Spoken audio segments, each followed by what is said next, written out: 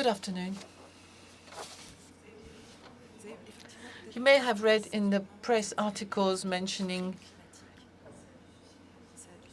climatic crimes. Maybe you were interested.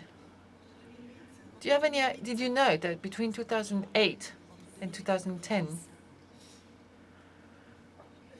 in all of Northern Africa, Middle East, for 3 years, there was a drought. 1 million people in Syria left their land towards the large towns and the neighboring settlements all around the towns. These migrants ended up in the suburbs of large towns where people already were trying to survive after they had fled in front of the Iraq war. And an American survey showed that the initial trouble in Syria started in those suburbs where people tried to survive after having fled climate changes and the war in Iraq. Now, we hear about the civil war in Syria, but one must understand that 7.6 million Syria are fleeing and have been displaced. 4 million Syrians live in the 4 neighboring countries, and the Red Cross said last year that the High Refugee Commissioner said that they only represented 7% of those who had come to Europe. Hungary has actually deployed soldiers in front of these fleeing families. People are scared, and we have to manage a crisis, although we don't understand the source of the various conflicts across the world. And very often the causes are geopolitical and ecological.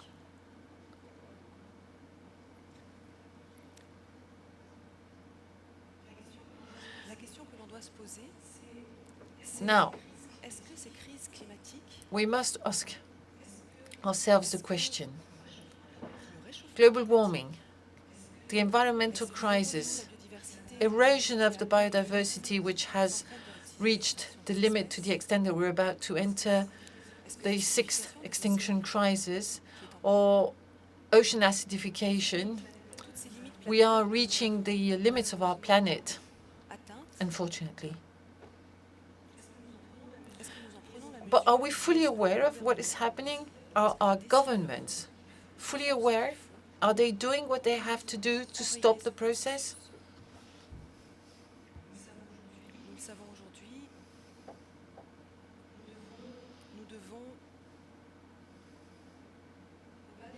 We know now that there is a threshold that we should not go beyond: 2 degrees of global warming if we want to be able to survive in some areas of the Earth.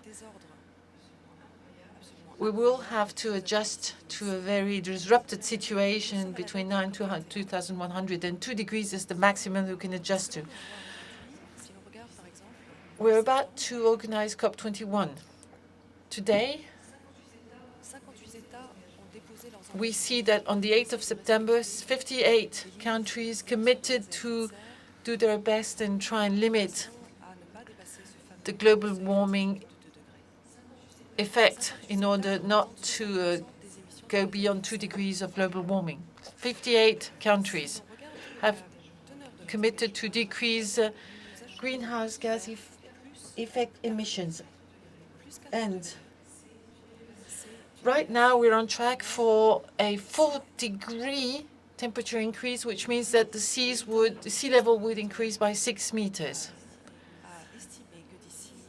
The Global Displacement Monitoring Committee has assessed that between now and 2050, we should be in a position to deal with 150 to 250 million climatic refugees who are not even acknowledged as being refugees. So the answer is clearly yes. If we don't address the matter today, that would be a crime. We have implemented an economic model based on fossil fuels, and this will result in a global ecocide, global chaos. Life on Earth would be threatened. For the last 150 years, we have built a comfortable life based on fossil energies, and now we're about to commit collective suicide, or at least the price will be paid by the most vulnerable populations. Trouble is, our governments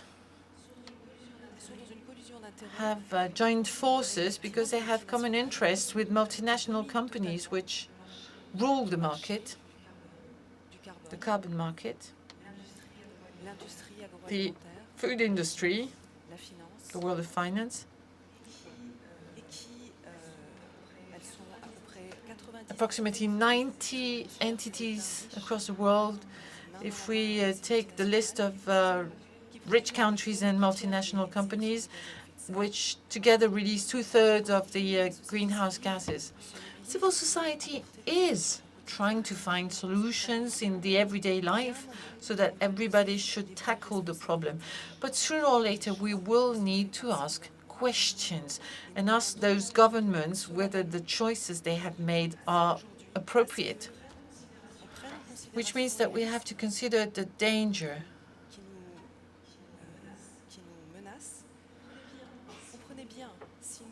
If we continue consuming the known reserves of fossil fuels, the ones we know already, the temperature would increase by 11 degrees, 60 meters of sea level increase. The situation has already happened 125 years ago, and conditions for life on Earth were not suited for human beings, at any rate, for people like us who are used to a certain living standard. Desmond Tutu, George Giselle, Vandana Shiva, Naomi Klein, and other specialists have written a plea, the plea of the civil society signed by thousands of citizens and personalities, and a book was published in August to explain the situation, why we are making this historical plea in a solemn way, asking that 80% of the known fossil fuels remain underground. Studies have shown that this is the only way we will avoid crossing the threshold of 2 degrees Celsius of global warming. A citizen movement was created 3 years ago, and Ecocide on Earth. And we believe that there is a fundamental standard which is, or rule, that is not taken into consideration in the law. The law was developed by man, around man. When we talk about the environment and we think about things all around us, and therefore the connection between man and nature is not contemplated in law, at least Western countries' law, which means that we use the Earth as if we were at the center and the Earth was there to provide services. And we don't think of the consequences of our action on the future generations. For the last 3 years, we have been endeavoring to find a way to make decision makers aware of the consequences of their actions. Should they refused to listen to this historical plea where we asked them to leave 80% of the fossil fuel reserves underground. As Laurent has explained and as Marie-Odile have explained, we need to fight organized environmental crime. We need to fight crimes committed against human health and life. We must also understand that we must protect what we call the planet's safety. We must preserve living conditions for the future generations. We have to preserve living beings.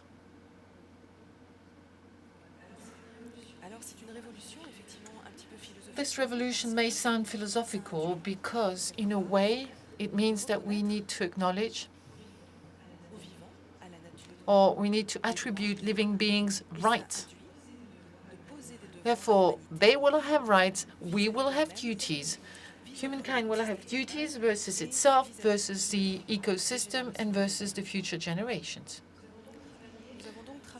We have been working for the last 3 years, writing a proposal with 17 amendments for the Statute of Rome to add a 5th crime against peace and human safety, a crime that could be judged by the International Penal Court, so that the court will be in a position to oblige multinational companies to stop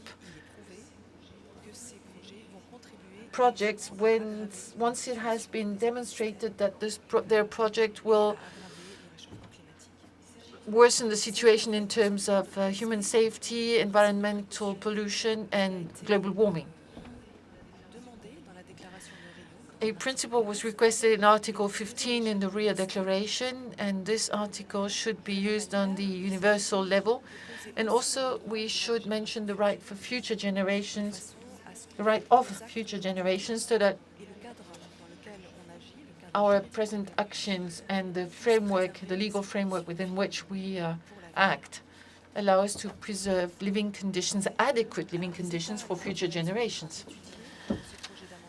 The amendment projects are being reviewed by some member states, obviously those which have been victim of climatic changes, island states which are being submerged by rising waters, countries where the aquifers are filled with the salt water and children are now sick, and those island populations have fled to New Zealand and Australia, requesting the status of climatic refugees. Obviously, the judges are reluctant to give them this status because otherwise they would be providing them asylum, and there are thousands of people fleeing. Some countries in Africa are also being plundered, deprived of their natural resources, and polluted. The delta of Nigeria, where thousands of people, 30,000 people, have seen their living existence crushed, and their fishing resources have been destroyed by the crude oil being released in the sea, or in the Ecuador, people have seen their lifestyle ruined by oil extraction for years and years, and the president of the International Penal Court has asked to see the amendments, and President Hollande will also be reading them by the end of this week. But what really matters is that civil society joins forces around the project.